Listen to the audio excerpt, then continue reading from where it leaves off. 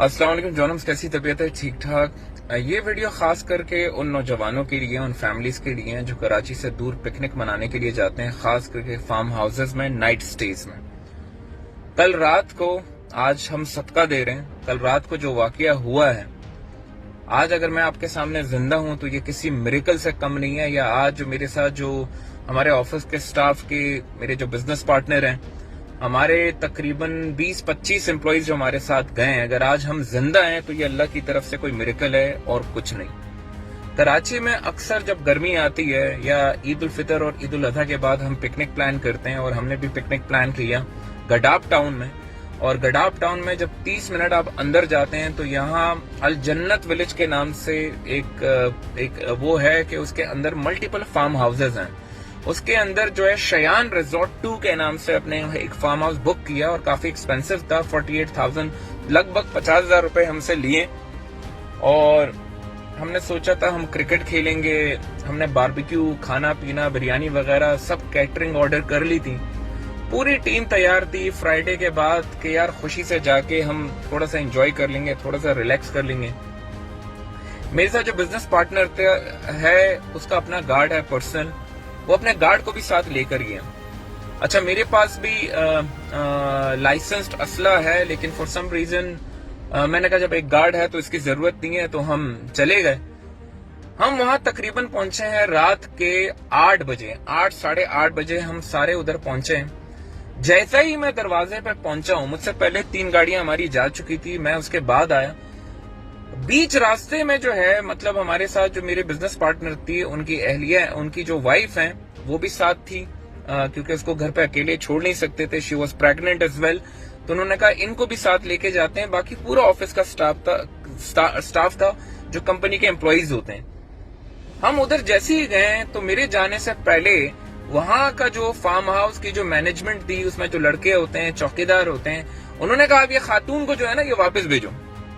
मतलब आप इसको जो 2 घंटे का फासला, तकरीबन 1.5 घंटे का फासला हम डिफेंस से गडाप टाउन जो हमने तय की है, तो जो वो खातून है उसको वापस लेके जाएं। हमने कहा ये जो खातून है, मेरे बिजनेस पार्टनर का जो भाई था उसने कहा ये मेरी बहन है, she is my sister in law, ये इनकी वाइफ है, आप कहें तो हम निकाह खत आपको दिखा सकते हैं। कह रहा नहीं हमें कुछ नहीं देखना, हमें ये नहीं समझ में आ रहा। बहुत ही बदतमीजी लहजे में उन्होंने कहा आप इसको वापस भेजो। तो इस दौरान थोड़ी तल्ख कलामी हुई, तो मेरे बिजनेस पार्टनर ने समझाने की कोशिश की कि यार हम इधर 4 मरतबा आ चुके हैं, this is probably the 5th time, और मेरी वाइफ है, शी इज प्रेग्नेंट, मैं इसको घर पे अकेले नहीं छोड़ सकता था, ये मेरा सारा ऑफिस का स्टाफ है, आप बात समझ क्यों नहीं रहे। उनका जो लहजा इंतहाई मुतकबराना, इंतहाई, मतलब क्योंकि तकरीबन सारे पढ़े लिखे नहीं थे और सब सिंधी थे, और इनमें कुछ सिंधी बलूच थे।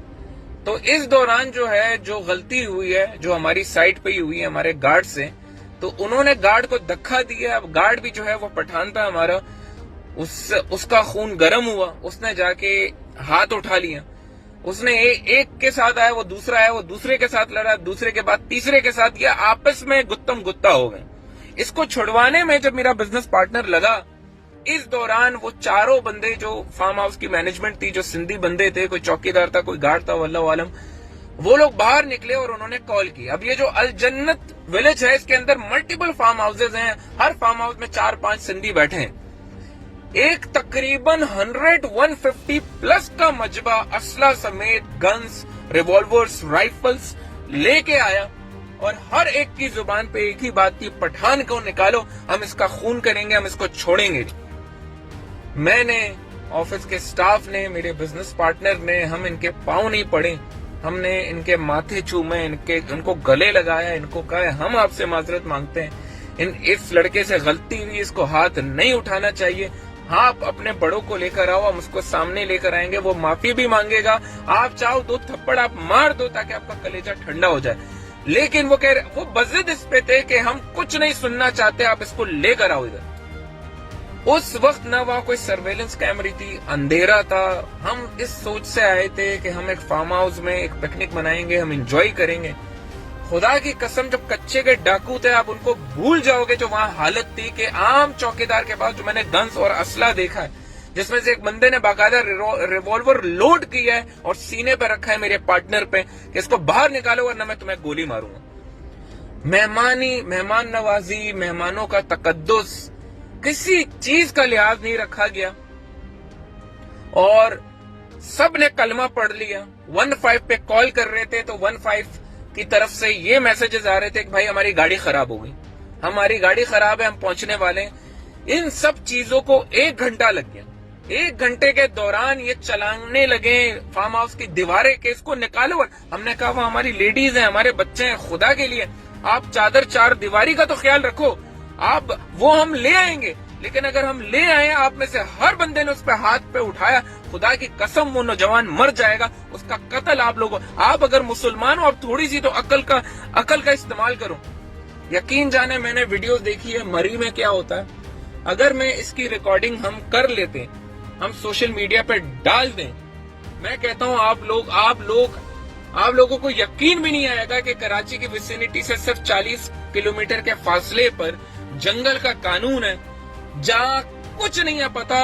ان لوگوں کے نہ NIC بنے, زیادہ سے زیادہ ڈرگ ایڈکٹس تھے, پان گٹکا انہوں نے کھایا تھا, ان کے چہروں پہ دہشت اور خون سوار تھی. اس میں سے ایک کو جب میں نے کہا کہ اگر یہ باہر آیا تو یہ مر جائے گا, زندہ نہیں رہے گا, تو وہ کہہ رہے تھے یار ہم نے تو بہت سے بندے مارے ہیں, ایک اور مار دیں گے, ہمارا کیا, لیکن ہماری عزت پہ ہاتھ کیسے اٹھائی.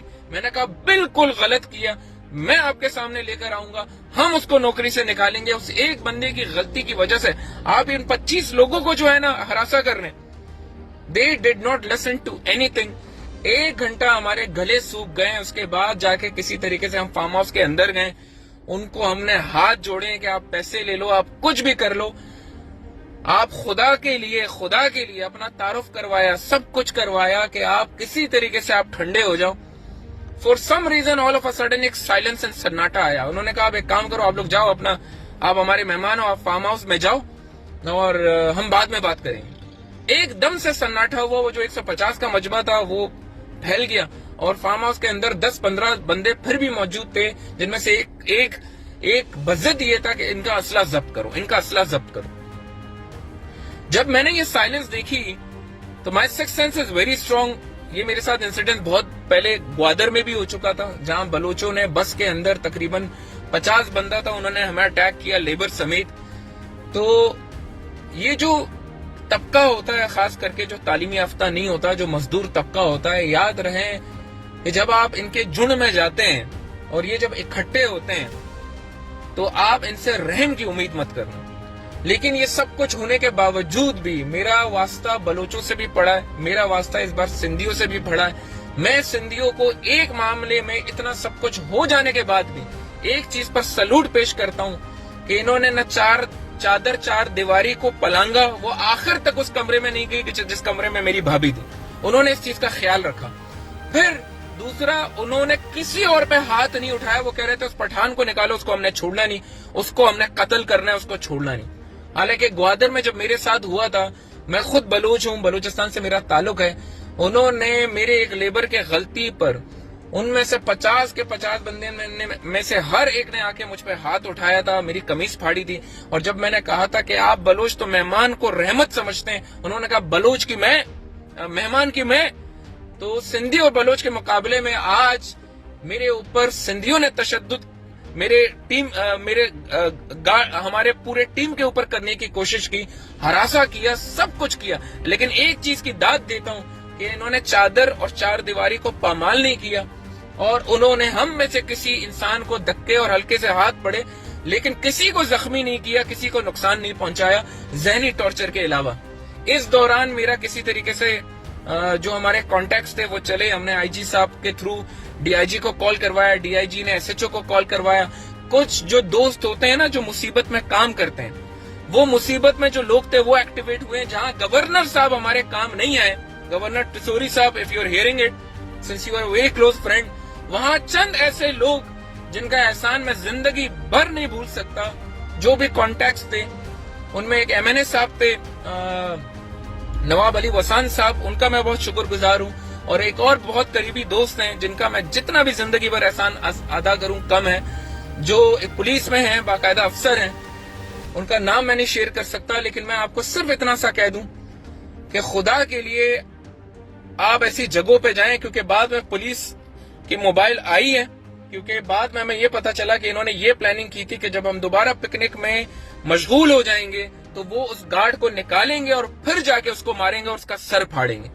یہ ہمیں تب پتا چلا جب پولیس کی پروٹیکشن میں ہماری 4 گاڑیاں وہاں سے نکلی ہیں تو ہر 10 بلڈنگ کے فاصلے پہ 15 لوگوں کی فیلڈنگ کھڑی تھی, ان کے ہاتھ میں ڈنڈے تھے اور وہ گاڑیوں کو ٹارچ مار رہے تھے. اس جگہ سے کس حالت میں ہم لوگ نکلے ہم آپ کو بتا نہیں سکتے. 40 منٹ تک پولیس کے پروٹوکول میں ہم گڈاپ ٹاؤن سے نکل کر ہائی وے پہ گئے اور ہائی وے پہ پر 100 کی سپیڈ سے ہم نکل کے واپس ڈیفینس آئے. اور اس دن مجھے یہ سبق سمجھ میں آیا کہ پاکستانیوں, قانون اب پاکستان میں صرف اور صرف شہر کے اندر ہے. جو بھی کرنا ہے, پکنک منانا ہے, کہیں جانا ہے, خدا کے لیے شہر کے اندر جاؤ. اگر ان جنگلات میں چلے جاؤ گے جس کے اندر پہلے ہم جایا کرتے تھے, پہلے مسلمان کو مسلمان سمجھا جاتا تھا, پاکستانی کو پاکستانی سمجھا جاتا تھا, لیکن ہم تو سنتے تھے مری میں مہمانوں کے ساتھ یہ کرتے ہیں. آج تو 50,000 جس فارم ہاؤس کا بھرا ہے, اس فارم ہاؤس کی مینجمنٹ نے جو ہمارے ساتھ کیا ہے, جو ٹارچر اور مینٹل ٹارچر ہمارے ساتھ اور ہمارے آفس کے کولیگز اور سٹاف کے ساتھ ہوا ہے, ہم شاید زندگی میں نہیں کر پائیں گے. اگر وقت پر ہم اپنے کانٹیکٹس استعمال کر کے پولیس کو نہ بلاتے تو شاید آج ہم اپنے گارڈز کی فاتحہ خوانی پڑھ رہے ہوتے ہیں, کیونکہ ان میں سے کسی ایک کی بھی NIC نہیں بنی. ان کے لیے قتل کرنا کوئی مسئلہ نہیں ہے, قتل کر کے لڑکھانا اور سکر بھاگ جاتے ہیں, پر آپ ان کو ڈھونڈتے رہو. تو لہٰذا جو بھی کراچی والا ہے, سننے والا ہے, آپ سے گزارش ہے کہ فارم ہاؤسز میں نائٹ سٹیز مت کرو. ہمارے پاس گارڈ تھا, پسٹلز تھے, سب کچھ تھے, لیکن گن آپ کی حفاظت نہیں کر سکتی جب 150-200 کا مجمع آپ کو اٹیک کرنے آئے گا. اور اگر اس دوران ہم اپنے گن نکالتے تو شاید اس سے زیادہ برا ہوتا.